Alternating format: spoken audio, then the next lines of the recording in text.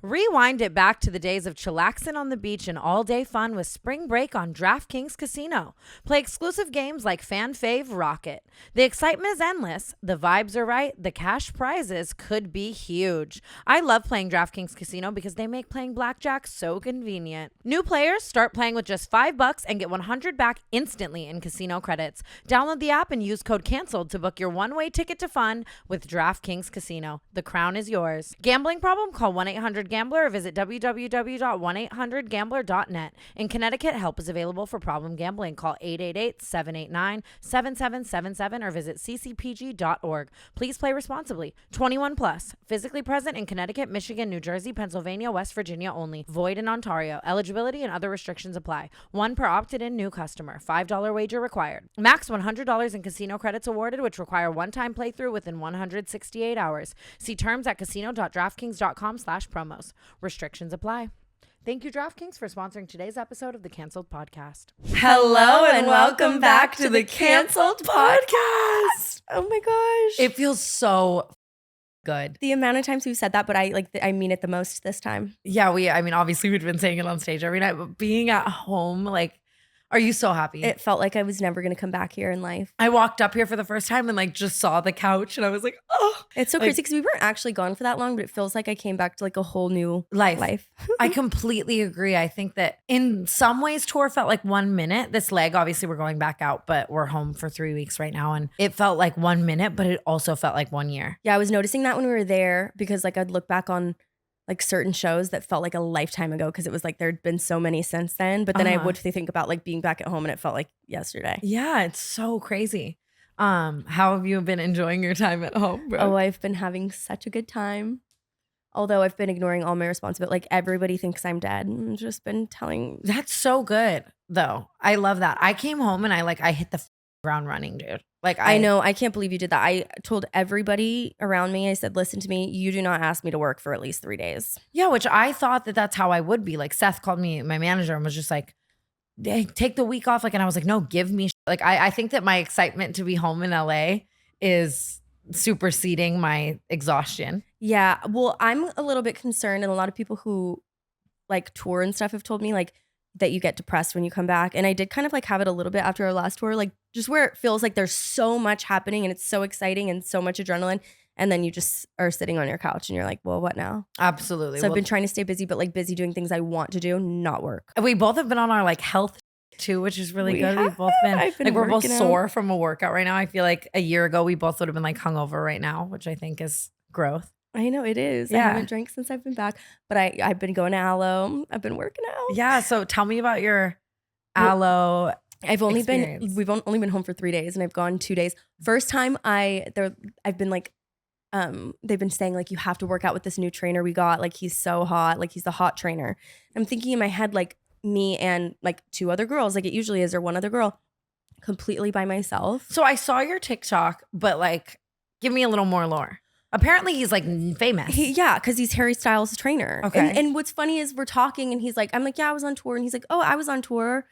And he was like, yeah, I went to like all these countries. He's talking about it. And he's like, yeah, asking me about Coachella. And he's like, yeah, my best friend headlined a couple years ago. I'm like, oh, cool. Like not thinking at all. And then finally at the end of the class, he's like, yeah, you know, like Harry Styles. I go, I sure do know Harry Styles, actually. What the fuck?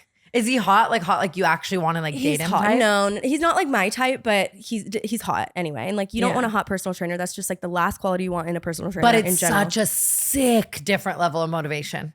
Yeah. Until you're working harder than you should be, and you have to ask him to please stop because I'm gonna throw up. I'm not kidding. My whole face went white. He was like, like what do you need? He's like running around getting me water. Like I was gonna pass out. I don't know if I'm necessarily very brand friendly, so I haven't tried to go to Aloe. No one's ever said to me that you're not.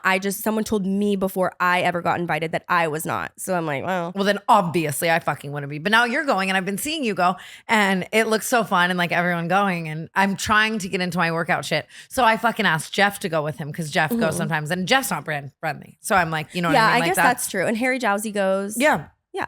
And so I texted Jeff, but then I was like, wait, I don't want to fucking go with Jeff. No, you have to come Oh my God, it's so fun. I was supposed to go with Jake Shane this morning. So that's what happened this morning. I'm like supposed to go with Jake. I'm all excited. I get there at 9 a.m. Okay. But it's like 8:45. I'm almost there. And he texts me and he's like, oh my God, I'm so sorry. Like my meeting got moved. I'm not going to make it. And I'm like, I changed my class to come to be with you. 9 a.m. is crazy too. Because that's like an up at 7:45 situation. Yeah, no, I was up at 7:15 because I had to leave my house at 8. It was a whole thing.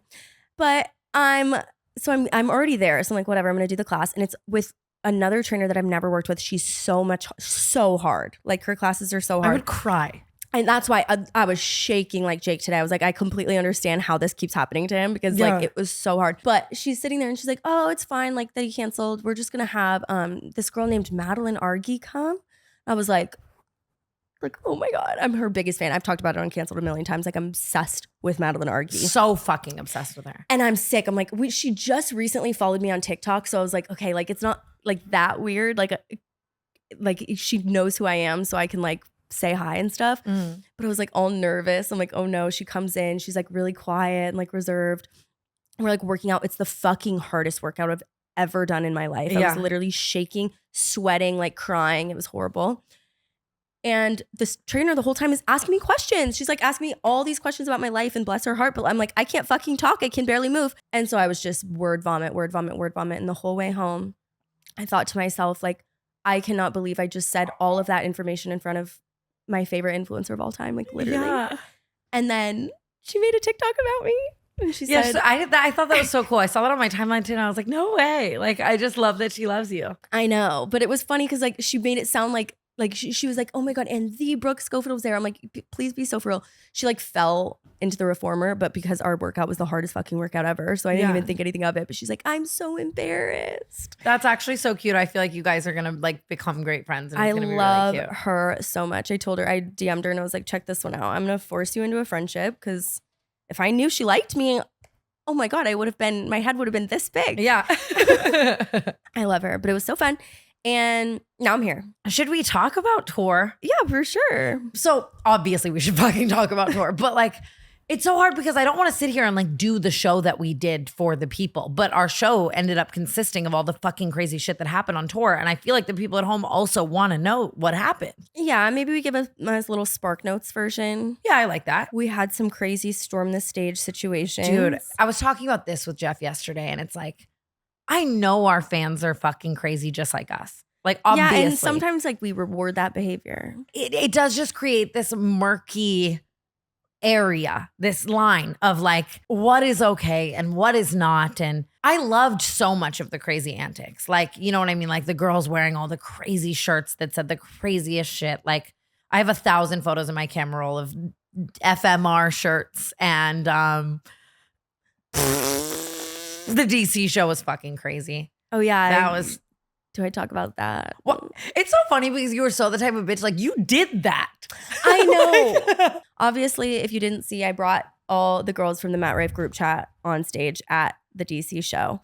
Okay. And you have to understand, there was thought behind this. All right. It wasn't like me just being malicious and trying to make this like point to Matt Rife. I don't give a fuck if Matt Rife ever sees me ever again. I have been talking to these girls forever. We got to know each other and we like honestly became so close. All of us talk all the time about all our new guys now, like who's hooking up with who, like what's going on, the dates that we go on and stuff. And we talk constantly. So I'm like, I want to be around these girls, but like we have to make it funny if we're going to do it. Because like, hello, like he dragged you to DC, held you at gunpoint at the Holocaust Museum on Valentine's Day just to be dating all these other girls at the same exact time. Exactly. Like, why are you not going to bring them out on stage? And I think the point of the live show is to be crazier than the actual podcast. Yeah, we did that. I did that for the canceled fans. Okay. I did not do that for revenge on Matt Rife or anything like that. I did that as like a little funny thing for the canceled fans. And they ate it up. It was so fucking funny. But it was so fun. And they were also amazing. I like went to lunch with them obviously before. And it's just crazy. Like all of us are so, I say that we're so different, but then I said that to all our friends. And then you guys met them and we were like. Same bitch, different font, but very different walks of life. And I think it was very funny because you all are from all corners of the United States. Like it almost to me seemed like he was on a cross country tour. Exactly. Like, and doing it on purpose. Like if I date this girl that lives in Milwaukee and this girl that lives in LA at the same time, they'll never find each other. So it's funny that, you know what I mean? I said this before, but like when I was in high school, like a guy was talking to me and another girl at the same time. So I like purposefully posted on my Snapchat, like me and her. That was like Absolutely. what I felt like I was doing, but it was also like, okay, when else in life are we all going to even be in the same state, let alone like. Absolutely. So I had to make it DC, obviously, because hilarious. He was Mr. DC. It's a DC show. It was at Lincoln Theater. It was like a whole thing. Not to go too deep into the actual like emotions behind things, but I think that he did a lot to really make you feel like this podcast was so small in comparison to his comedy career. Yeah, and I don't think he did that. I'll give him that. I don't think he did that. Well, on you could purpose never at all. sell out rooms like I sell out rooms. So then to sell out, Well, he didn't say that. No, but he never said that. But that was his. he just was kind of condescending about the podcast, like, and social media in general, like as if it was kind of like it was not a real career compared to like comedy. So I was like, okay, check this one out. Yeah, we could do this too. I'm like, Absolutely. if a man can do it, fucking duh. So that show was fucking amazing. But I mean, anyways, back to the craziness. I really wasn't trying to segue into the FMR of it all. I was just thinking about crazy shirts, and like a lot of the craziness was so funny. You know what I mean? Girls just being so drunk and the shit that they were wearing and people, you know what I mean? Like the girls who printed out our heads all big and it was you crying and me toothless, like in the crowd, like people just did a lot of funny shit. But there is a line where a lot of people did a lot of shit that I definitely personally could have gone without. And I'm sure that will continue happening as we tour. Like it's not going to change. We had that girl rush the stage in New Jersey. That was the most scared I was on tour. That situation was a little unique too because that girl wasn't drunk. So Brooke and I are on stage. We're talking our shit. And I mean, I never really expressed this to you because I don't want to project my anxiety onto you before we go out onto stage, obviously. But even just the entire time that I'm doing the show, like I'll disassociate for a second and I get really scared. Like I just get paranoid of people and stalkers and scary situations that have happened, whatever. And we're on stage in New Jersey and we're talking our shit. And this girl, she walks up onto stage. Like it wasn't even like because we've had a couple other stage rushers that we'll get into in a second. But it was like, I think security just thought she was going back to her I thought seat. she worked for the venue. So yeah. like, I'm she's obviously in black. Like she's in black. She had a water bottle in her hand. I thought she was like either bringing us a water bottle. I don't know what I thought, but I'm like staring at her and it took me a second to process. So I was like, just still as can be. But my girl over here was Usain Bolt. You were out of there and you left me there for dead. Well, here, I think that it's funny because I saw a lot of TikToks about the psyche behind it. Like how certain like people fight or are. flight, like yeah, exactly. Like I am so flight. It is like I couldn't even think. Like and I just, you know what I mean? But it's like, because you've had so many things like actually happen to you. I haven't had like a lot of scary situations like that would make me paranoid. Yeah, that's true. And I think you also just innately are a more benefit of the doubt person than me. Like I am worst case I have scenario. blind trust in everybody. Like that girl was 100%. What was she going to do when she got to me? Because she was literally in my lap. Yeah. Like, and she wasn't going to stop. I'm like, was she going to hit me, throw water on me? Like, sit in my lap. I don't know what was going to happen, but. And also just that night, I have to just say this right now. Like, so we get off stage. First of all, I do run off stage and I'm like backstage. Like I fall to the floor. Like my heart's beating out of my chest. I wanted to cry. Obviously I have to go back out there. So I walk back out. I spend the rest of the show like horrified, but doing my best. And I think it still was a really good, we were able to get back into the rhythm and crack jokes about it. And I feel like almost the crowd enjoyed that show more than it not happening because it was so crazy and we were able to be funny about it. You know what I mean? But after we leave, we walk off stage and I'm having the panic attack of a fucking century. Like in that moment, my mind immediately just goes to like, is this even worth it? Like, you know what I mean? Which sucks because I love touring. But like I just, that's how much of a panic attack I'm having, you know? And we get in the fucking car and we're leaving the fucking venue and we're driving out random fucking Uber that we get into and a fan throws herself at the moving vehicle. I'm talking like rolls over the car. It's on video. There's a TikTok of it. I saw. I saw the TikTok too. It's so different watching that happen and being in the car. Yeah, like that's the thing. Like, in the photo or in the video, it almost looks like barely anything happened. But for us, it was like, oh my God, we just hit someone with our car. Like, yeah, she threw herself at the moving fucking vehicle, and it was just. And the Uber driver was so funny about it too. He was like, "Man, I just got my car washed." Like, and I was trying to like laugh, but it just. I'm sorry. Shit like that. You're sorry for coughing. You are so fine, sister. McCall walks in the room today. He's like, is that my little coffee girl? I was like, God damn it. Like I was just hacking. Oh, I thought you meant like coffee. Like, no, okay. I was coughing. But shit like that is so fucking nuts to me. I do not condone it at all. I do not like those people. I'm sorry to say it. Yeah, I think a lot of people like think it's like fun and it's just like how to get your attention, but like don't, please, like that's scary. And it's a lot of that. And it's hard because I'm always the type of person to try to put myself into the mindset of that person. Even the girl who walked on stage, I was like, maybe she's drunk. But then we got DMs from her friends after, and she was in like a manic episode, and that shit, it makes it so much scarier too. You know also, what I mean? I'm just confused. Like, I mean, about that situation altogether. But like, did the people like where were they? Did they let her go? That's so true, because like if I tried to do some shit like that, you're yanking me. You're by your trucks. Yeah, like it's just I don't know. And again, we have such a wild fan base that I think a lot of shit is, I don't know. I think people just think anything goes. Truly anything goes. If you think though really about how many thousands of people came out and how few real like instances we had, it's not like.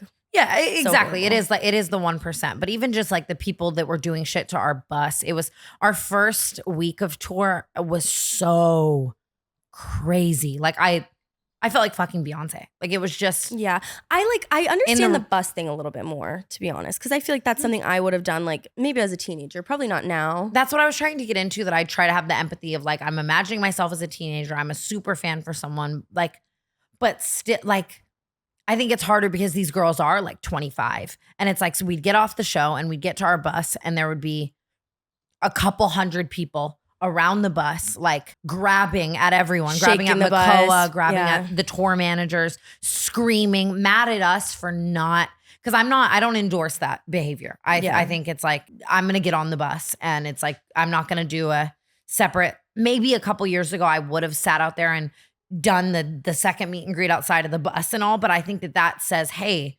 come do this. And all of our merch girl and our tour manager and all of the people who want nothing to do with that.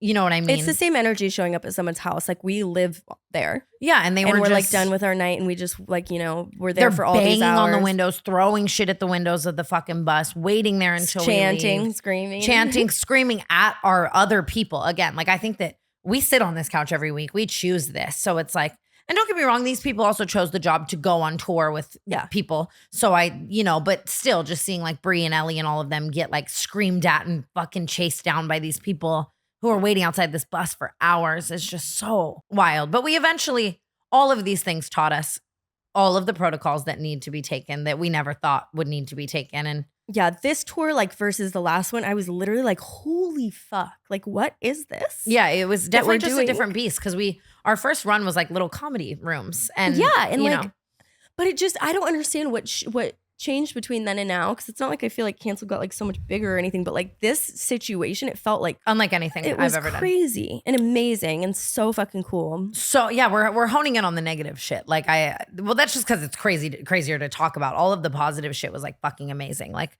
everyone we met and their stories, and like it was so fucking fun. Like was so fucking awesome. And the shit that we get to say on that stage, even I've said this before, but when we sit back down on the couch, I have to really dial it back because I'm used to just putting it all out there. Dude, it's crazy. For the first, I mean, we had like kind of a couple shows that we like, experimented with.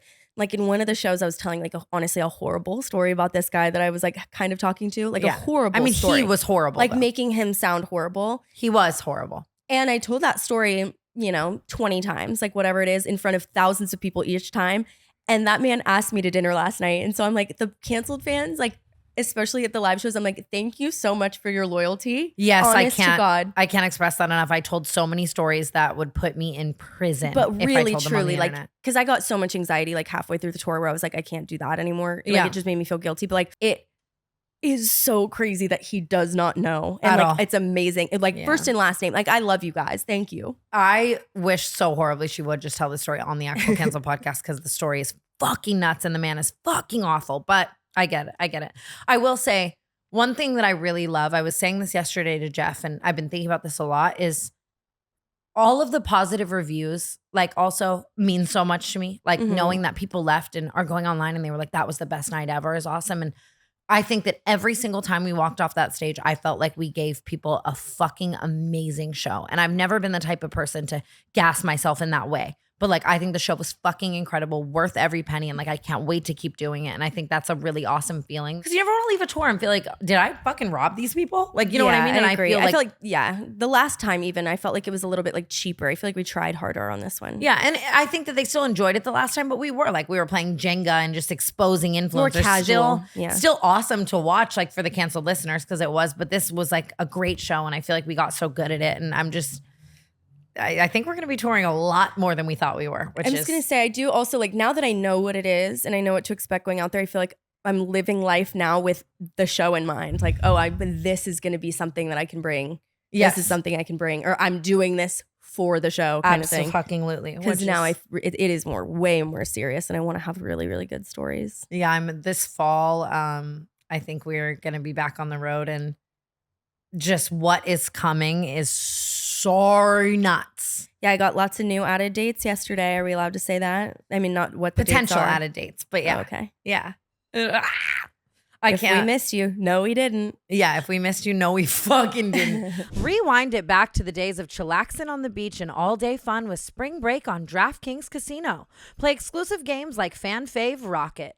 The excitement is endless. The vibes are right. The cash prizes could be huge. I love playing DraftKings Casino because they make playing blackjack so convenient. New players start playing with just $5 and get $100 back instantly in casino credits. Download the app and use code CANCELED to book your one-way ticket to fun with DraftKings Casino. The crown is yours. Gambling problem? Call 1-800-GAMBLER or visit www.1800gambler.net. In Connecticut, help is available for problem gambling. Call 888-789-7777 or visit ccpg.org. Please play responsibly. 21 plus. Physically present in Connecticut, Michigan, New Jersey, Pennsylvania, West Virginia only. Void in Ontario. Eligibility and other restrictions apply. One per opted-in new customer. $5 wager required. Max $100 in casino credits awarded, which require one-time playthrough within 168 hours. See terms at casino.draftkings.com/promos. Restrictions apply.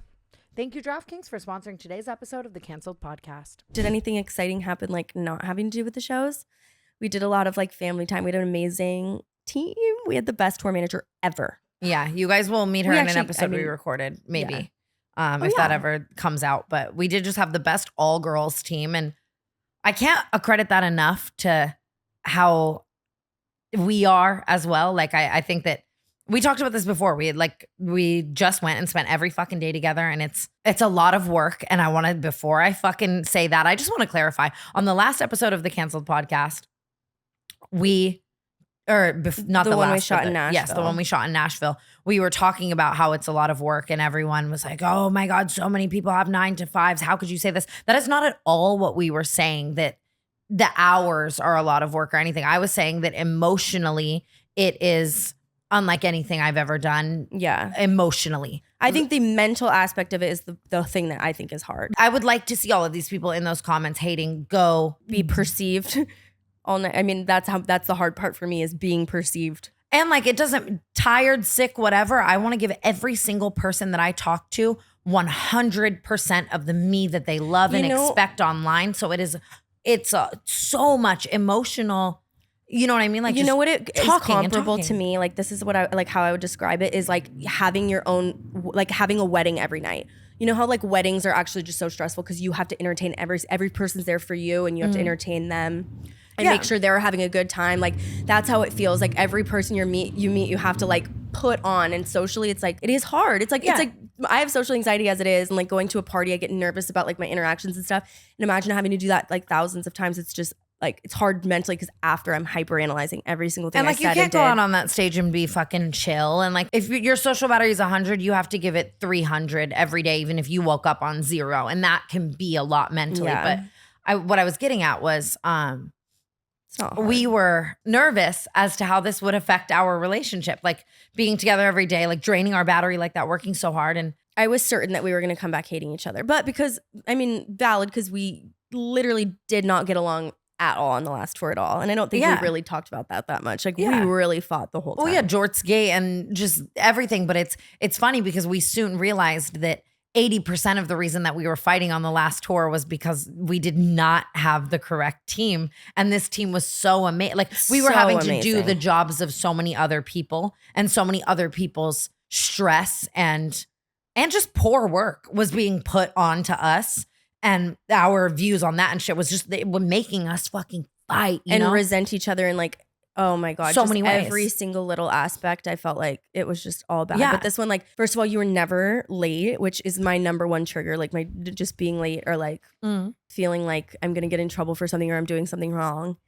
Yeah. And so that was like the main thing, and that just never happened. But even just like all we had to do was our jobs, and this team was so amazing. And with that, it made us, I think we are the closest we've ever been. I literally told Hunter that the other night. I was like, I love her and I've always loved you, but I like, you know, I get mad. Well, and I've always loved you too. Like, please don't ever get that twisted. No, like the way Hunter explained it to me, he was like, he's like, yeah, Tana called me and told me like, if Brooke was like this all the time, like, I'm like, damn.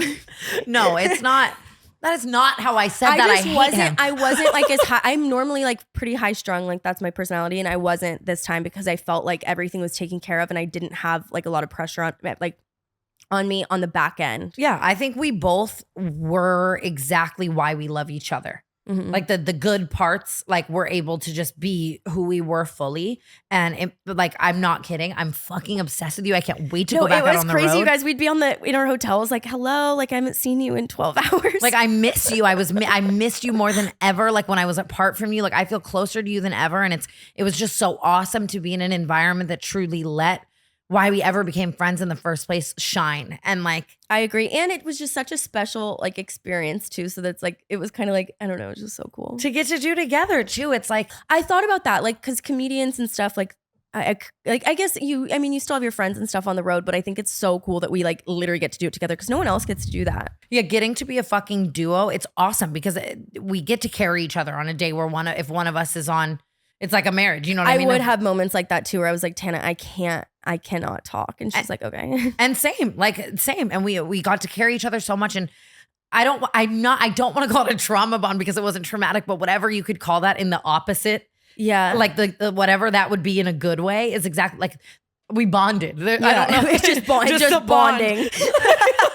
Like it was just so like I would leave my body and look at you on stage when you were talking and I would just be like, God, she's so good. She's so proud. I'm so proud of her. Like, and I know I'm sure you felt the same way. Like that's what it was too. I said that I'm not kidding. I just had this conversation with somebody else, but I just admired you so much in it because I felt like you were so good at it. And like the fact I would get stressed out because I would wake up and I'd have the whole day to think about, oh, we have this show tonight. Like, what are we going to do? Or what are we going to say? Like, and you'd wake up at fucking 4 p.m. meet and greet is at 5. We haven't even had a conversation and you get up there and you like know everything you're going to say. I'm like, how does she do that? You are so sweet. I admire you so much too. It's like, it is funny. Tor fucked my sleeping schedule though. That is one thing. It's great now. I'm back in LA. I've been up early every day, but probably because we were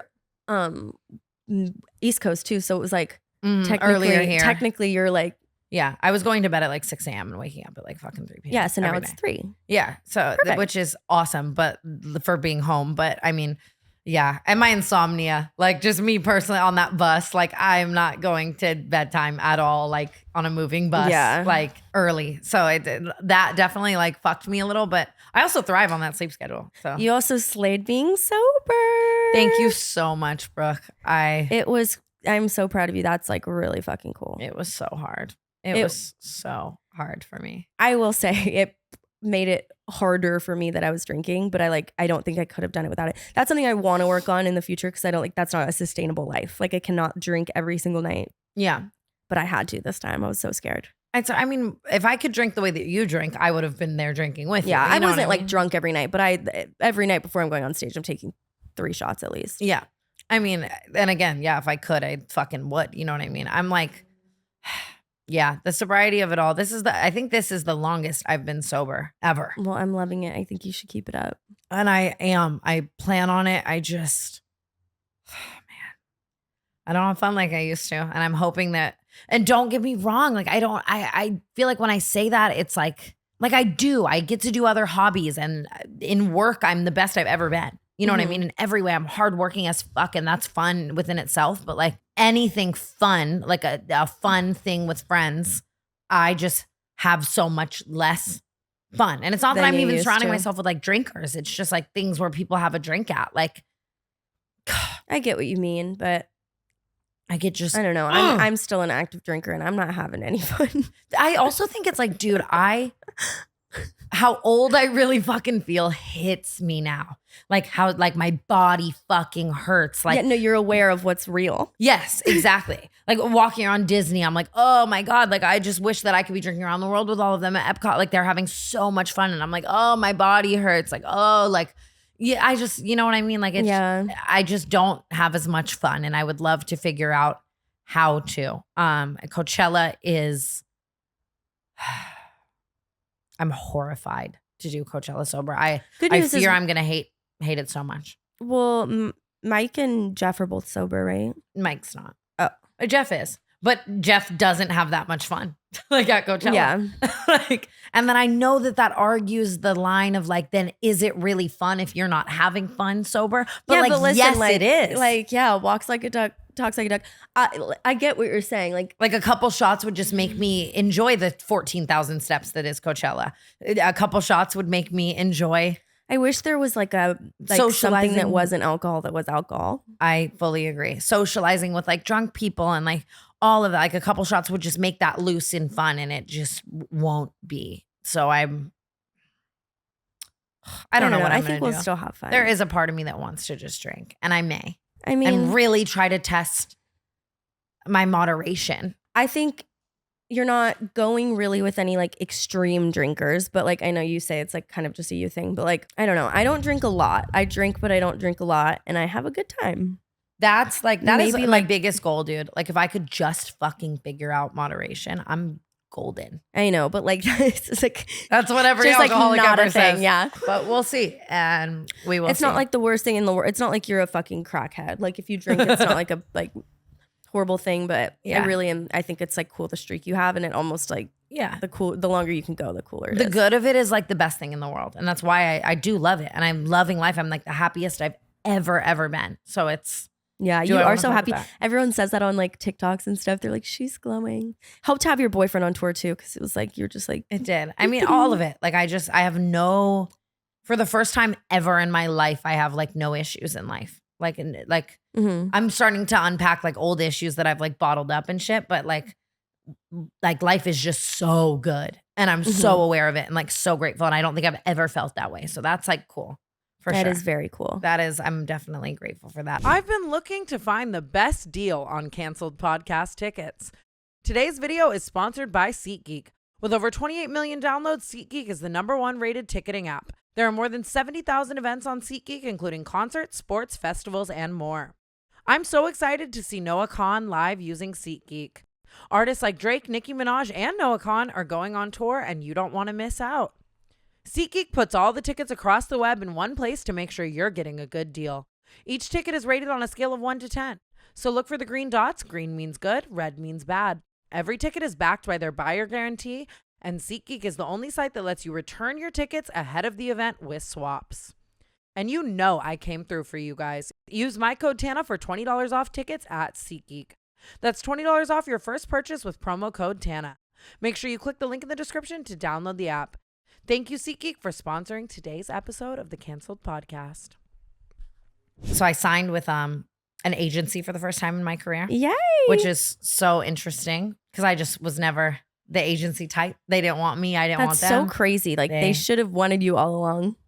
I mean, it doesn't make sense though, because like, hello, money, like that's so much money. Yeah, and they did. There were agencies that wanted me, but the deals were just bad. Like they're like, we'll take you and we'll bring you brand deals, but there was no point. I didn't need agents, and agents didn't need me, But I finally just did, and that means that like I have a bunch of meetings coming finally about a book deal. Yay! It's so funny because all these years I was like, oh my God, I want to release a book. Like, you know what I mean? Like I'm ready. Like I have all these stories, but I'm so glad I didn't, because the mindset that I was in, even writing what I have written, is so like I'm so excited to really get into writing while I'm this happy and able to reflect with such a clear mind. You know what I mean? But, versus before. Yeah. I think it'd be so good. I would be so excited. It's so interesting, Brooke. Tell me, like, really, I want to know your thoughts on this. So many people did so many bad things to me, right? Yeah. And I'm going to write about them. And they are true. Yeah. Are you going to say their names or no? Even if I don't, I think it'll be a situation where people will know exactly who I'm talking about for the most part. Why do I feel guilty? Like, you know what I mean? Why it's like... I mean, trust me, I know all about that. The feeling guilty for no fucking reason, but... And so many of these people too, I'm still like cordial with because I've never spoken out about what they did to me. Yeah, You know what but I mean? listen, So like so long as you're honest and you're telling it from your actual like perspective, you like no one can really get mad at you for telling they're a gonna, story though. from how so. Yeah, I know. I guess I'm severing all these relationships, I think, by doing that. But it is just a weird What? psychological thing. Why do I care? Not Like, everyone you lose is a loss. 100%. I guess it's just all these weird attachments I have to fucked up people, and it's I get gonna that, be. and you want to protect people, like because whether you love them now, like if you loved them ever, I feel that way. Like sometimes, They aren't all the bad things. They aren't all. yeah, and the sometimes bad things good they people did. do shitty things. Yeah, and it's so interesting. But I've been reading a lot of books. Like I just read Jeanette McCurdy's book, and even that, like that must have been so hard for her. I guess her mom died, so that was like a cool thing that she was able to. Like it Yeah. probably would have been a completely different book had her mom been alive. And I think I'm writing That's about why a lot I of, don't talk about any family stuff. Yeah, I'm like everyone's still alive. yeah. I think that's hard. I'm writing about a lot of fucking alive people, but I don't know. It's gonna be interesting. But that has been bringing up so much trauma in my head. So It's kind of hard with the particular audience you have too, because they do just go attack people like crazy. Yeah. And when these people find out shit that was happening to me all Yeah. these years, like I think they're gonna be like, holy fuck. You know what I mean? Yeah. And it's nutty for sure. But who Well, knows? I'm excited. I hope you write it soon. Well, you've been writing it already. Yeah. I'm getting to real work on that. It's a goal of mine. But I want to get back to tour. I really like, do we tell when we go back out on this second leg, we're not gonna tell the stories we told on stage. Yeah, but I think I unfortunately accidentally bored myself to death of those stories. I know. But I'm just trying to feel for the viewer at home. Well, they know about the pepper air tag, Peppa. Yeah. I mean, and I don't really want to get into that whole story because I fear that I will go Miss Wine Tour. I don't want these people to find these girls in Texas, kidding,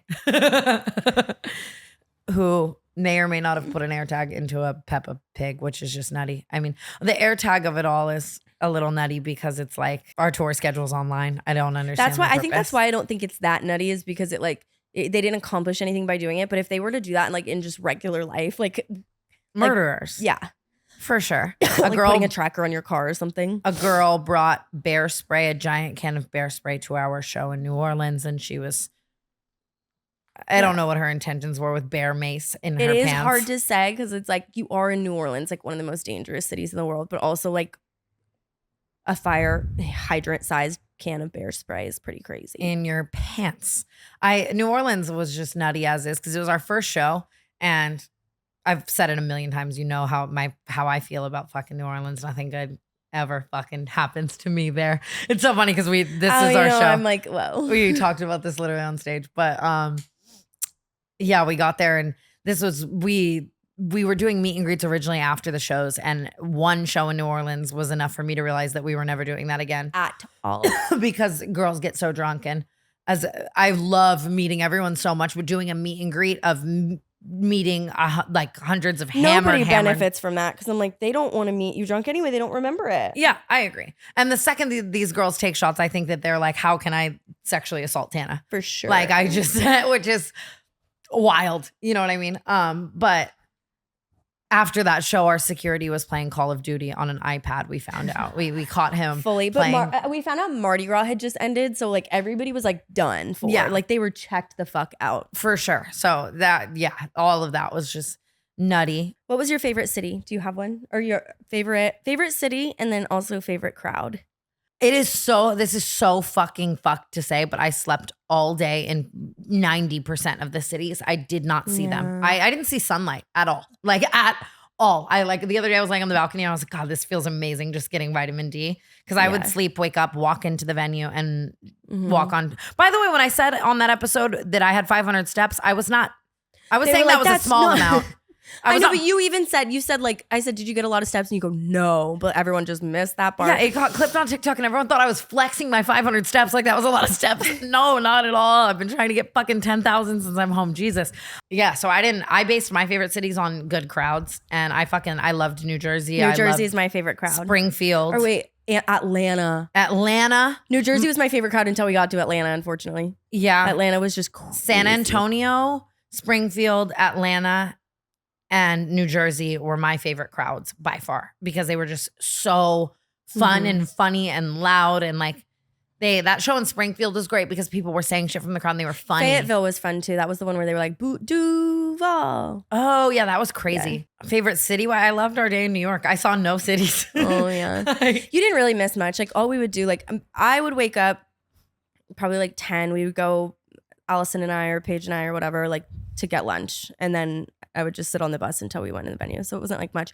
I had fun in Florida, but I went to like onto the roller coasters and stuff because our venue was like inside of Universal Studios. So we were like, which was a huge dream of mine to play that venue. I never thought we'd be so able crazy. to. Hard Rock Live. It felt so cool and so Because it's inside of Universal Studios, and every time I'd always gone there, I'd be like, that must feel so crazy to like play that. And I was gagged. And inside that venue, they had all the people who played it, like Kanye and like Taylor Swift and a bunch of bands I like All American Rejects and The Fray, and it was so fun. Stuff like that. It was so cool. I rode a roller coaster at Disney. You did? No. Well, I didn't. No, you didn't. I went on Soarin'. She went on Soarin' over California. It was amazing. You would have died if I went on the Hulk or whatever at Universal. It was so scary and so crazy. I went on it like 7 times. So when we were about to get on Soarin', I was so scared. But mind you guys, if you don't know what that ride is, you literally sit in a seat and it lifts you up like maybe 10 feet. But it looks VR like you're like over the ocean. And it was just, even that was too much for me. I was horrified. I was nauseous for hours after. Like, I hate it's so crazy. I just hate roller coasters. But before we got on, everyone was so fed up with me too, because you know how I am. I'm like, is it scary, guys? I'm asking everyone 1,000,000 times. And all of you were like, no, Tana, like it's fucking fine. There's babies on this ride. And so I stopped asking everyone, obviously, to stop being annoying. So I looked it up on TikTok to like actually make sure it wasn't scary for me. And now my whole For You page is like roller coasters.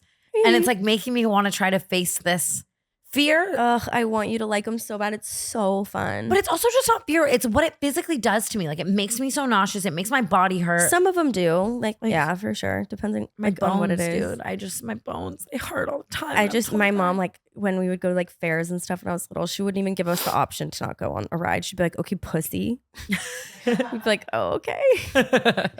So now I just go on everything because it's so fun. Yeah, I want to try. I'm trying to fix that, but I don't fucking know if I will. Something happened to me. Wait, let me put on. Putting on lip gloss before you tell a story that you know is gonna get clipped is so funny. I dissolved my lip filler yesterday, so my lip is like peeling off. Yeah, I saw your TikTok. I'm your biggest fan. It hurt you really bad dissolving it, yeah? So painful. Well, last time when you were like, it wasn't painful at all. I was like, it girl, wasn't. Everyone always says it's so painful. This was the only time. Well, this time it felt like someone fucking burned my lips on a frying pan. God damn. But now I'm lip filler free, so you guys can stop bullying me, please. Had something happen to me during sex, okay? And I have to share it with you because it was traumatic. This has never happened to me before. Oh, I thought it had. No, this was the first time. That's why I was so traumatized. But one time I had Bell's palsy, okay? Bell's palsy, if you don't know, it is similar to whatever palsy Justin Bieber had, where your face just like stops working in some ways. Bell's palsy is usually one half of your face. So that happened to me one time. Half my face just stopped working, and I was sitting at dinner table, and my grandma was like, did you have a fucking stroke? And she freaked out, and she had a stroke because she thought I was having a stroke. The way you breadcrumb is unlike no, she didn't really have a stroke. Oh. She had one later, but not this time. Anyway, I had Bell's palsy. It's not contagious, but she and I had it in the same month, which is just like the craziest thing ever because no one ever gets Bell's palsy. Anyway, I fucking had to wear an eye patch because my eye wouldn't close forever. And my mouth was going like this. And it just like, it was horrible. That's the only time I've ever experienced something like this where I just literally, my face was paralyzed. I am having sex a week ago, whatever it was.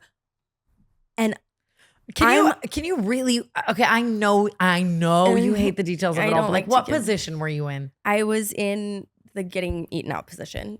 Okay. I noticed I could not fucking feel my face. And I couldn't, it was like, not like my whole face was numb. And I was like, I started trying to move my face and I couldn't.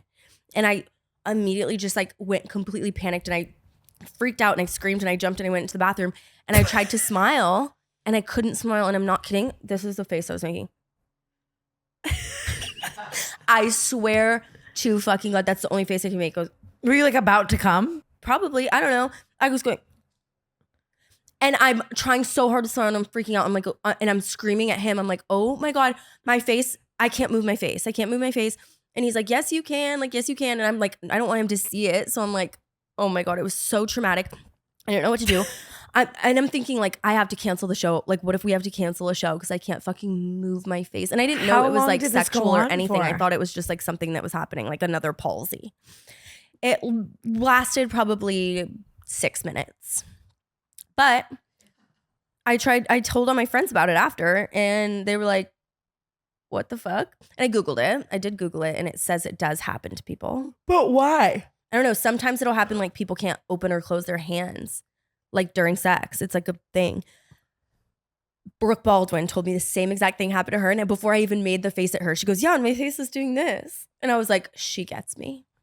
Because like, what the fuck? And could you imagine if like he'd been looking at me or something, and all of a sudden I'm like, his dick would have done this. I don't even know what, like, a part of me thinks I couldn't even get up and scream. I think I'd put a pillow over it and just hope. You think your face is paralyzed and you're going to finish the job? Well, I get really bad Charlie horses like all the time during sex. Okay. Okay. So this happens to me like kind of a lot. Like where like my foot. Dude, I don't even know. You need potassium. I don't know though. I love a good banana. You do know really this. slay the banana game. I love bananas. Like, cause you know how during sex sometimes you like curl your toes, yeah. but some like you No, I had to try it and then I remembered. Like I just feel like sometimes I'll be curling my toe during sex and then all of a sudden my foot will cramp up, but it hurts so bad. It hurts so bad. Like on a scale of 1 to 10, it's like an 8.5. Like it really fucking hurts, right? But every time that happens, like, and it hurts so bad. The show must go on. Yeah, like I don't stop. Like I had to stop. But this is someone I'm comfortable with, so I was like, my face doesn't work. If it was like maybe like a stranger, I probably would have just. I also think foot versus face is like a crazy, like, you know what I face mean? was crazy. Yeah. And I was afraid it was permanent. What do you even do? Because last time it lasted for a month or 2. Really? Yes. You just had a little eye Some patch? some people don't go back to normal after Bell's palsy. Oh my God, Captain Hook with your eye patch. Oh, I can't even. Well, it was just like it droops, like your face like droops. Brooke. Well, I'm really fucking happy your face went back to normal, but I Me just too. can't even. Imagine I was like that. I don't know why I keep giving you guys the example. No, if someone please don't screenshot it. I needed that visual. I can't even fucking believe. Did you go back to sex after? No. I get that. Just I'd be so scared that it was gonna happen again. Has it ever happened when you were jacking off, whacking it? We talk about whacking it a lot over here. No. It's never. I mean, this was my first time. My first time getting paralyzed during sex. Comment down below if that's ever happened to you. I can't even actually fucking believe you also got by a ghost. Sorry, 1 second. You also got No, that was by a ghost. we stayed in a haunted hotel. Well, you know that I've by a lot of ghosts, and I thought it would be really cool if we could bond on that. Oh, I'm sorry. I had that really weird phase where I was having sleep paralysis, and the demons would like do their big one, but then I would come in my sleep. You know, I told you about this. She could. I swear to God. I swear to God, all the time. I've made YouTube videos about it, kinda, but I had really bad sleep paralysis for a really long time. But it really felt demonic, and it really felt like something was following me from house to house. And people who would sleep in the same bed as me, it would happen to them too. Like I remember this guy I was hooking up with, like it would happen to me next to him a bunch. And he was like, what the fuck are you talking about? Like, you know what I mean? And then it happened to him. And then he was like, we had the same dream at the same time. It started happening to Ashley, like when she moved in with me, but never before that. It would always be like, I would have dreams and it would be people that I know would morph into these demons, but then the demons would do their big one. They'd be like fucking me, but then it'd be so weird, or like eating me out or like whatever. But like We like slay, I guess, but and it was so weird because it was like I wanted it to stop, but I also like didn't kinda because it like felt good, if that makes sense. And then I would wake up all the time to having literal orgasms. that's special. I don't know what to say about that because it sounds like weirdly like But it was scary. traumatic. I would always wake up really scared, like heart beating out of my chest. And I noticed, I'm being so fucking for real right now. I noticed that if I went a long time without coming, it would happen to me more frequently. Do you know what I mean? Oh, so they Like, were looking out for you. So then I would have to make sure that I was on like a good regimen because I didn't want it to Oh, happen. that's good. So you were just whacking it every day. Not even just enough to keep them away. And it hasn't happened in a long time. A flick a day keeps the demons away. You know that my grandma, like before she like really like disappeared, she like had like a sixth sense, or like she just always had like a little bit of a like situation going on, and she'd seen this guy at the end of her bed like for her entire childhood into adulthood. She'd seen this guy like every night at the end of her bed, and she would have like random like little instances where we were like thought she was like a little bit like of a clairvoyant situation. But when she started having like dementia and like being a little wacko, she one time I could hear her from upstairs, and she was talking, I thought on the phone. She's talking. I came downstairs and I asked her who she was talking to, and she said she was talking to her dad, and her dad was dead. So I was like, And this was like, she was already kind of saying like some weird stuff all the time. So I was like, what did he say? Like, and she's telling me about what he said. And I forget this lady's name, but he was like saying how this lady died. She was like in his neighborhood or whatever. And I was like, how weird. And I told my grandpa about it. And he was like, that's interesting. Like, whatever. The lady had died. She was exactly right about the lady dying and when, but we don't know why, because her dad told her that, and her dad was dead. That's so crazy, Brooke. That's actually so crazy. I know. I really believe in clairvoyant people and psychics. Like Me I too. just to the fullest extent, because I've had a lot of weird psychic experiences. Do you want to know something crazy? You sent this TikTok to the group chat the other day, right? Of a lady who had a message for me. Oh, who said Right? you're going to have a baby with a man who looks like he can throw a tree? She also was giving me this message from my grandma. Essentially, like, I don't need to put the TikTok like in the podcast, but like she's a tarot card reader, and she talks about all of her clairvoyance all the time. And I guess her daughter watches me, so it made her have a message come through to me from my grandma, right? Mm-hmm. And I've told you the story before about how my grandma came through to me at JoJo Siwa's house, Oh, yeah. right? Okay. Is her name like Marge or something? Not Or at is all. she right? Oh. I don't understand that. But here, just quickly of the grandma story. I'd been having all these dreams about my childhood and about my grandma's always in my dreams and all this stuff. And she had died and whatever. And I was at JoJo Siwa's house. The psychic comes up to me. She tells me that my grandma and my grandpa are there, and they're giving me a message. And she starts imitating their voices like completely. And they were like, my grandma was Southern, had a really high pitched Southern voice. My grandpa was Southern. He had a very like low, raspy, and she's imitating them perfectly. And I'm like, this is so weird. Like, how would she know that? Right. And so my grandma always had a hummingbird feeder in her yard. And she would just sit there in the living room in Texas and watch the hummingbirds come to the feeder like all day, every day. Oh, that's my grandma does And that too. She isn't loves that birds. cute? Still, now she loves birds. She just watches them. I love that. And so that was like a big memory of mine, being really little and watching the hummingbirds with her. And my grandpa, I think he knew he was going to die. I don't really know why, but he always told me and my mom, like, if I die and you ever see a white or a yellow butterfly, it's me, right? Mhm. And at his funeral, a bunch of butterflies sat on his casket the entire funeral. And until the service was over, all these white butterflies. And until the service was over, they flew away when the service was over. And it was just like very beautiful and like interesting and like whatever. Wow. And even just like now, if I think about him, like the next day I'll see a white butterfly, like always, whatever, you know. And the psychic comes up to me and she's like, they're painting me a picture of hummingbirds and butterflies. And I was like, that is so weird, because I've never talked about this on the internet, absolutely ever. And then she told me my last memory with my grandpa, the last time I ever saw him, we were at a beach in Galveston, Texas, and I was wearing a purple swimsuit, and like I remember it, whatever. And she told me about that. She was like, he keeps replaying me this image of him holding you on a beach, and you're in a whatever, blah blah. So I was like crying, and it was really crazy, right? So ever since then, I believed in that, and I also knew that like my grandma, I don't know, she's coming forward, she's doing her big one, right? And so I didn't tell you this, but before our last show, I just was having all these interesting dreams about my grandparents and my parents. And you know, I get sad sometimes. Like it is just sad. Like I'm doing this whole big fucking world tour, and I wish my parents could have been a part of my life and see their daughter do these things. And I wish they were good people, and all that stuff just makes me sad sometimes. That's how I ended up sobbing over my egg salad sandwich. Yeah. It's like whenever really big, good things happen and you want to share it with someone, you can't. It's like the shittiest feeling. It really just is. And obviously just the deep sadness of just wishing I had parents who were good people will always be with me. And I ended up really crying to Makoa about it. Like just on the last night of tour, like I just, for some reason I was really sad about it. And he was really there for me and amazing and whatever, blah, blah, blah. And I went to bed that night and I had all the same dreams, like my grandma and whatever. And then you send this TikTok of this psychic woman saying that my grandma came to her to tell her like, I'm going to be a good mother one day. And like, Oh, how interesting. like, you know what I mean? Like be able to like rewrite that. And like in her caption, she put like, you've clearly been through a lot. Oh, But like, that'll make me cry. isn't that kind of crazy and interesting? I know. I didn't cry on tour. Well, until the last day.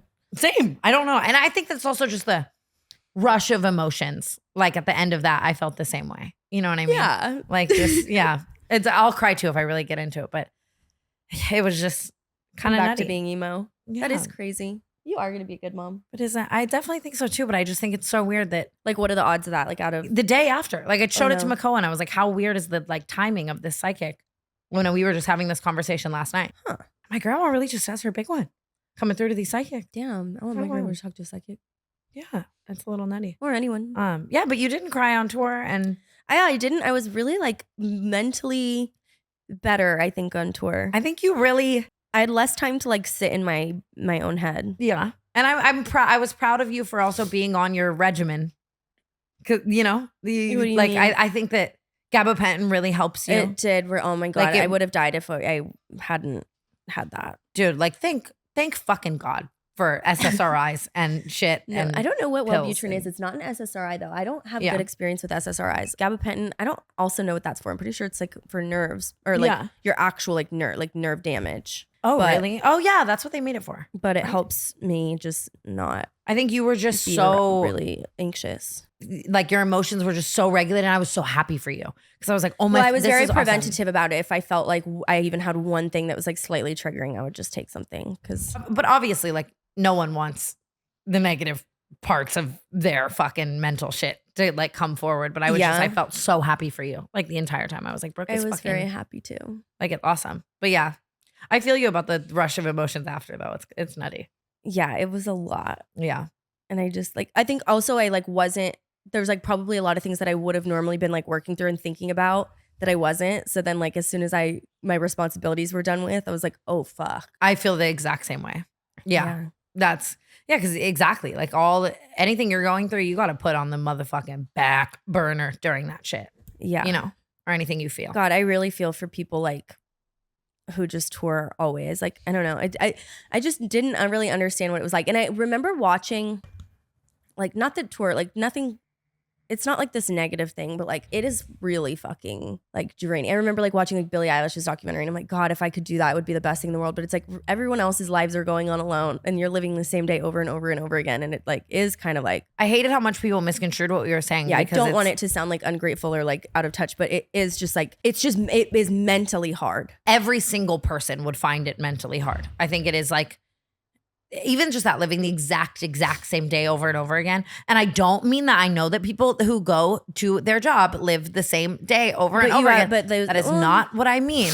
Like, but they're still able to socially interact with people differently and have just different things go through their brain. Yeah, I Like- compare it almost to like watching the same movie over and over and over again with your hands tied behind your back, like, and just having, you know what I mean? Like you can't. And the good parts are awesome. But yeah, just mentally it's No, it's amazing. artists It's a great who movie. But that is why Amazing movie. that's why all artists who tour for the most part, unless you're fucking Taylor Swift, but they're like artists who tour a lot go crazy. Like it Mhm. makes perfect fucking sense to me. Why? Like Justin Bieber. I don't know, but like, I he's talked I so also much get about that. the side of it where it's like no one wants to hear anyone Yeah. in our position complain about. And that. I loved it so much more than any negative side of it. Like Yeah. I can't wait to fucking do it for Well, that's the thing now. It's like at the time I was like, oh my God, I'm so tired. Like I can't wait to be home. But now I'm like, oh, that was fun. Let's go. And I think that the live shows, like just with Coachella in these next few weeks, and like you said, living with shit in mind is these next live shows are going to be fucking insane for sure. I think it's also, I really like got in my head about the gratitude of how cool it is to sit down Start with gratitude. to 6,000 people, really. Let's say we play 2,000-3,000 shows, right? And have inside jokes with all of them. It was like, that was the coolest takeaway is like, how cool is it that we get to go out here and like have inside jokes with all these fucking Yeah. like funny girls. Like that was Yeah. just the coolest thing in the world to me. And Like, just that it's almost all girl. Like that's the most thing ever. Like it was all girls and gays and Yeah. boyfriends who got dragged. We had an entire bit where we would like talk to the 4 men in the crowd straight men who got dragged by their girlfriends, and about how like it's all downhill from here for them because like it's for the girls and the gays for the most part, you know. But yeah, oh my God, I'm just excited to go back out. I really fucking am. Me too, and I promise it's just gonna keep getting better and better. So you go ahead and buy those tickets. I think they're sold out. Nope, not I when don't we know add anymore. more. Can we talk about P. Diddy for a second? Sure. The police went and they raided his house, but it's so clear that it is not a silly little raid. Okay, they're not looking for guns. They're not looking for, you know what I mean? Like, and they're raiding all of his houses now, like wherever they all are, and he's fleeing and meeting with sketchy people and hopping on planes and all this fucking shit, right? Shit like that just interests me so much. Like I go down the rabbit hole, right? And last night I'm on Makoa's phone and his For You page is all that shit. Because his For You page pretty much is just a guy's For You page as is. So it's like already rap shit and whatever. So all he has to do is watch 2 P. Diddy videos for that to be his whole. Yeah. So I took his phone and I was looking at his For You page and watching all these videos on it. And it is just so the fucking definition of that shit being right under our nose the entire time. The amount of celebrities like Cat Williams and just so many people who have been saying for years, like P. Diddy is trafficking these children and people, and nobody did anything about it. It is so fucking nuts to me. Yeah, I don't know. I've never heard about it, but I also don't fucking hear about P. Diddy in my day, like in my life. Look at this TikTok that I need to. I did go to his house. What? With Isabella, I think. Wait. Yeah, I went with Isabella. To P. Diddy's house. Yeah. In Miami. Any more lore? No. Like just a party and it just happened to be at his house? It was only a few of us, but. How did you get invited? I don't remember. I know I know it was in Miami, and I've only been to Miami 2 times. Once with you and once with someone else, or with my other friends. Oh wait, maybe it was with my other friends. I don't know. We all went to his house. It's like this like Asian, like Japanese style, like beautiful house. How like, and one of your girlfriends just happened to get invited and you went? Yeah, or it was like so like someone we were with was like, let's go to Diddy's house, and I was like, you slay, let's go to Diddy's house, and he was there, but nothing happened. Well, I'm really happy nothing happened. That's fucking nuts, Brooke. Okay, like look at this. Hey, did y'all ever see this whenever Diddy went live with this girl right here? My name's Ava. I'm a Scorpio. No. What's your last name? Ava Combs. What's your other last Like her even just starting off, my name's Ava, I'm a Scorpio. Like that's weird. Yes, it's breaking news. Diddy adopted a white child. I want you to tell them the story about how I adopted you. But you still have and it's she just you watch the whole video, her eyes look so scared. She's like, Diddy took me off the streets, and like all these men are behind her like laughing, like, and it's fucking eerie. Weird. And then all the comments are saying that she's this girl Ava Grace Baldwin who went missing when she was 6 years old. Oh. And like that's what. And then like Orlando Bloom, like from Disney Channel, remember Orlando Bloom? Of course. He did an interview like a year ago saying like all these kids go missing, and like then they're showing up in like commercials and they're at Diddy's house and they look just like the missing child that's still missing. And obviously like something is really serious about it, but like the way my brain works, I'm like, there's just no way like people really do that. The way we analyze shit is just so different because I'm like no. I know it's real, of course, like it's so real and it's so serious, but like it just blows my mind because I'm like, I can't. It's kind of the same way I feel about like I remember watching like the Turpin documentary and thinking like, how did those 2 people find each other? Like, how do you find out that like your spouse or whatever it is also interested in doing this like crazy fucking like horrible abusive shit? I think so much of things like that have to do with grooming. Yeah. Because even like I was just saying earlier in my book shit, I think about so many things that essentially I was groomed into situations of like doing, you know what I mean? And it like you trust people and they make you think it's normal and they make you. Yeah, that's I guess what I'm saying is like I just can't imagine like who's the first person to say like, oh yeah, by the way, you into sex trafficking? I know, and that's, you know what I mean. But it definitely like, just is never said like that. Like it's probably just slowly, like things become like more and more normal until it's like really far from anything. Like I think I've been going down the rabbit hole. Like I just want to know why.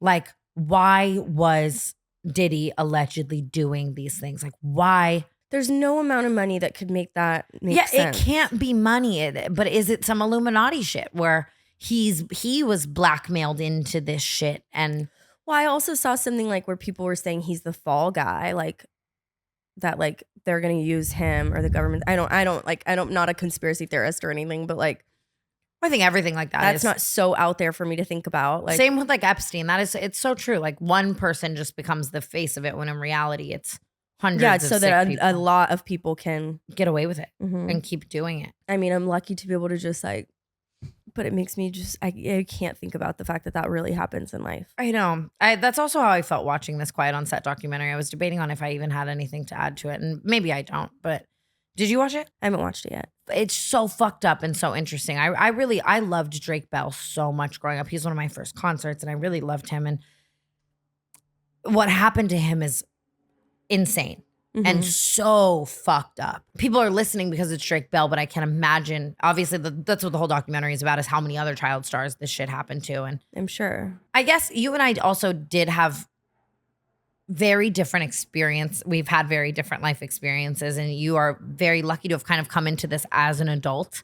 And Trevi and I talk about this a lot, like about how we were kind of the first round of child stars in the Social internet, media. in the social media realm. Like I said, I ended up reading Jeanette McCurdy's book and all that. And like Dan Schneider definitely was just the fall guy. Like there are so many other guys who are just like him. And Equally guilty. it really had me thinking about so much shit I saw at like 15 and how sexualized I was. And like, Yeah, and you think it's normal when it's happening, but like it's not until you really like. and reading Jeanette's book was so interesting to read from a child's perspective who had a parent who forced them to do it all. My parents just weren't smart enough. Had they known, they could have fucking sold me to fucking Joe Schmo. Like they would have. Like, you know what I mean? And it's like, Mhm.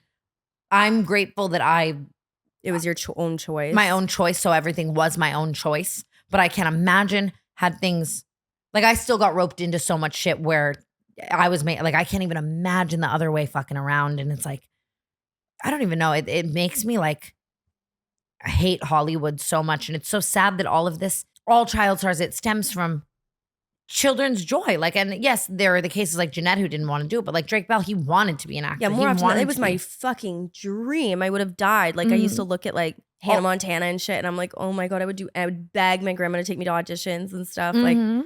And like Amanda Bynes, like all of that, like how they just wanted to yeah, they do just wanted that. to go do something and have fun, and like it ended up just being like such a traumatic, horrible experience. Yeah, and like it's just the robbing of childhood yeah. is so crazy.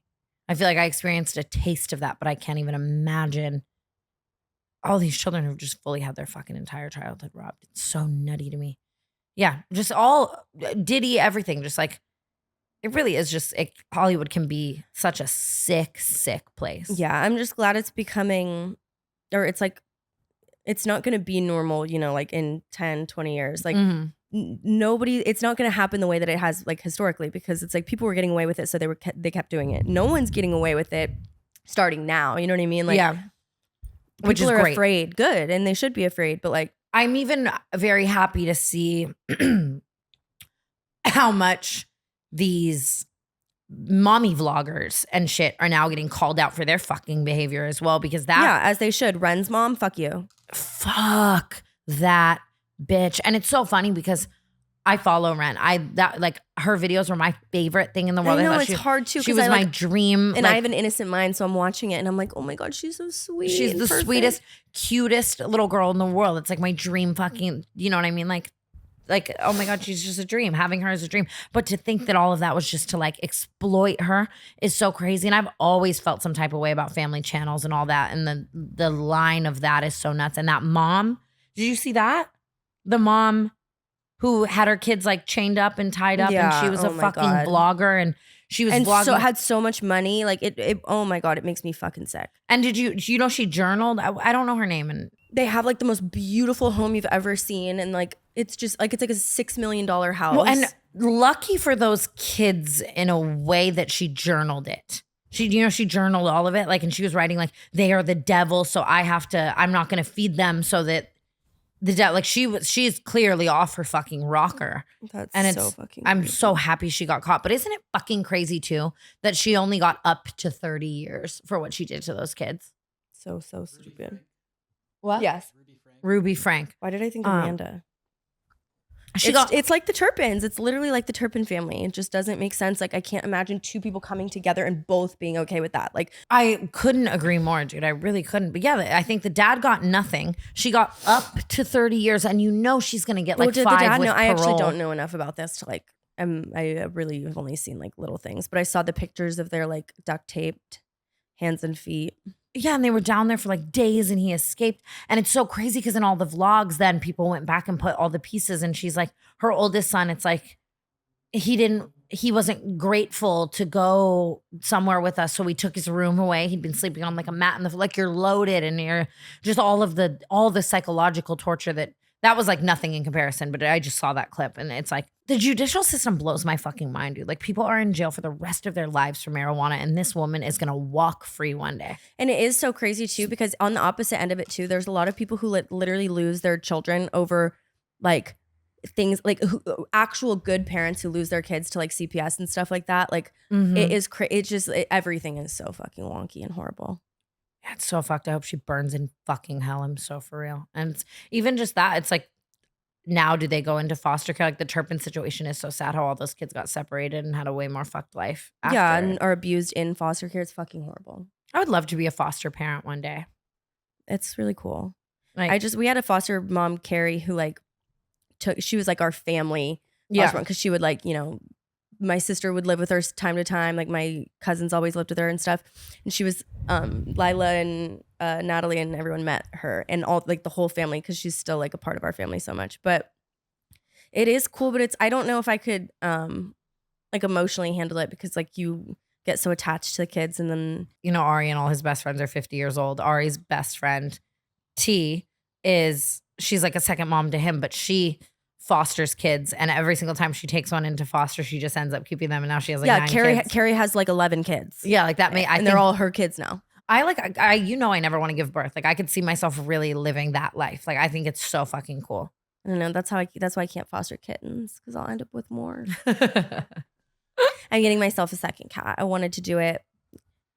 Honestly, I would have done it now, but yeah, we're gonna go back out, so I'm gonna wait till we get home. I want a pet so bad, but I can't have one yet. Yeah, you can't. Yeah, but you could pet Murph. I can pet Murph, and Mongeau is like my sexy pet, so that's fine. I'm kidding. So I'm holding him hostage. He's finally leaving tomorrow, and I'm so fucking sad. Like, I hate long distance. You'll have to hang out with me. Boyfriend lives. I am very excited. Just kidding. No. I have 10 boyfriends. I am going to Vegas tomorrow. I'm going home for Easter, but I'm also just going to fucking Vegas. Hunter's there, and a bunch of people are there right now, and I'm going to go gamble, and I'm so fucking excited to go fucking.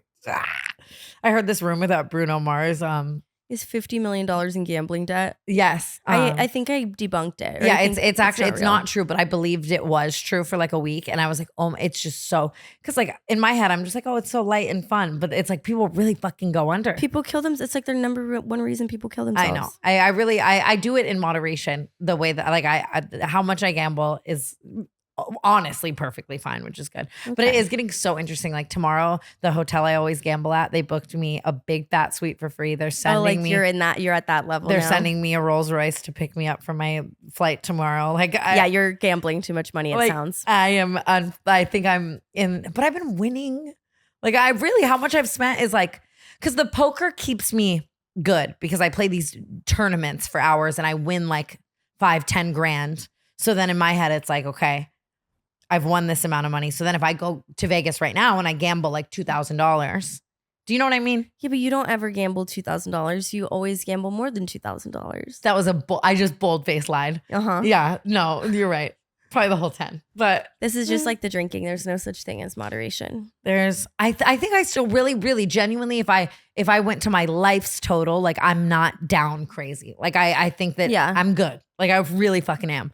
But not good at gambling. I mean, like I'm chilling. Like I haven't done too much yet in this life. Just scares me. I'm not at a level yet where I feel like I can just bleed money. And I'm not bleeding it. I swear. It's like I know, but even like I don't think I've had enough fun gambling for it to be like a fun thing to do. I think it just feels like I'm just like putting money in the trash. And I unfortunately, my childhood has so much. It feels like home to me. It feels like my childhood. Like like that. So I mean, I love going to Vegas and I love gambling, but I mean, I don't fucking know. I'm trying so hard, you guys. I'm playing in another poker tournament on the 19th. This is a small tournament, and I'm so excited. And again, they're flying me out. They're paying for me to enter the tournament. Everything is free. So I'm so stoked. But the company is begging me to have Brooke join me. Here's why I want you to hear me out, okay? You get flown out for free. Your hotel room is free. And you are playing in this tournament. And the winner wins 15 grand. Second place is 10 grand. Third place is 5 grand, right? So you are going for free with a potential to walk away having won money. But I don't know how to play poker. But I want to teach you so bad. And you don't learn to play poker and then play in a celebrity poker tournament in the same fucking 24 do you know how many, hours. So many people that played in that last tournament that made it to the final table had never played in their entire life. It is not rocket science. It is not rocket science. And do you know why that I have to have this conversation with her on the podcast? Because every time I've tried to have it in real life, she's like, fuck no, fuck you, shut up, bitch. Like this is the only place I can get you to even like humor the conversation. Because I want to like, it's a life skill. Like I want to know how to play poker, but like not yet. Please. And they're begging for When you is to play it? in this tournament. It's the 19th. I think we could really Oh, bond. 19th? Of April. Oh, wait, I have something. Let's go look. And I think you'd actually be good at it. And Brooke, I feel like it's also like you love. Wait, you can't even go the April 19th. We're like literally. We're leaving the 24th. Oh. And I'm hopefully coming home with some money bags, sister. What's in Here's the thing, Brooke. You also love anything that like. I'm in Arizona. No, you're not. I have a bridesmaids lunch on the 21st. They're right next to each other. It's one day. I think you love anything that like you can beat a man at. And I think that you love anything too that like. I've never beat a man at anything. You know what I mean though. You know what I mean. I would love. And poker is like kind of like it's in line with my pick me tendencies. And hear me out, Brooke. In the last year, I have never had more straight men stop me to praise me about my poker skills since I've started doing it publicly. Today, my gardener was like, I was on Facebook and I saw you playing poker and you're actually really good. And we started talking about poker. I swear to God, today. Like, and if we could do it together. And maybe. I won't say no. Imagine beating me too. I'm not gonna. You'd feel so. What if I'm hustling you so hard? What if I'm like literally a poker champion? You would be. I'm begging you to play in this tournament, and I have to get you to commit in the next couple days in order to do it. And I'm not stopping. I'm not. And any hobby you want, you can swindle me. Roller coasters. Deal. I will go on a full roller coaster day with you if you go to this poker tournament with me. Y'all heard that? 6 Flags. But I'm gonna take 6 bars. Kidding, but maybe we'll see. She's not gonna do it. Comment down below if you think I should play in the poker tournament. I just think I really, it's not like I'm not trying to stage mom ya. Like I think you would have fun. I think you would enjoy it and you'd be like, fuck yeah. Maybe. We'll see. We will see. Well, yeah, Mako's apparently leaving within the hour, so I'm gonna go try to convince him not to. Okay, I have to take a picture. But I love you, and I had so much fucking fun on tour. You. And I'm happy to be home. And these next few weeks, I fear, are going to bring us a lot of podcast content. And we just love you guys. Again, I know I said it in the last solo episode, but thank you for all the opportunities that you've brought us. You are our family and our best friends, and we can't wait to go hug you again. Yeah, and we love you if you came to the shows, and if you didn't, but mostly if you did. And yeah, let us know in the comments below anything you want to see on the Canceled podcast, because I fear that a couple of those stacked episodes were not to the caliber, up to par. So they weren't. Please let us know anything you would want to see or hear anytime soon. Goodbye. Love you.